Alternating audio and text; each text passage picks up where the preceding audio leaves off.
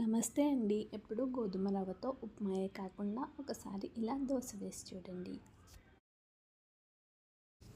మీ టిఫిన్స్లో ఇది తప్పకుండా భాగమైపోతుంది. దీనికోసం ముందుగా ఒక కప్పు గోధుమ రవ్వ మిక్సీ పట్టుకుని ఉంచుకోవాలి.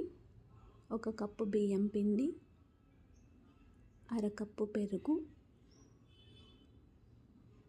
కొద్దిగా సాల్ట్, ఇవన్నీ వేసి బ్యాటర్ కన్సిస్టెన్సీ వచ్చే వరకు వాటర్ వేసుకుంటూ కలుపుకొని 5 మినిట్స్ పక్కన పెట్టుకోవాలి.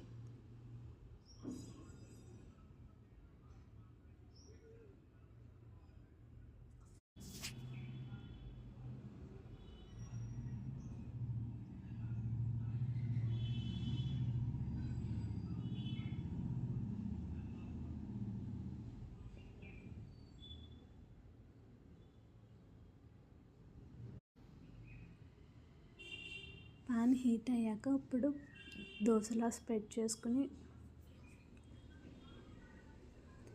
కొద్దిగా ఆయిల్ వేసుకుంటూ రెండు వైపులు కాల్చుకుంటే మన హెల్దీ గోధుమ రవ్వ దోశ రెడీ.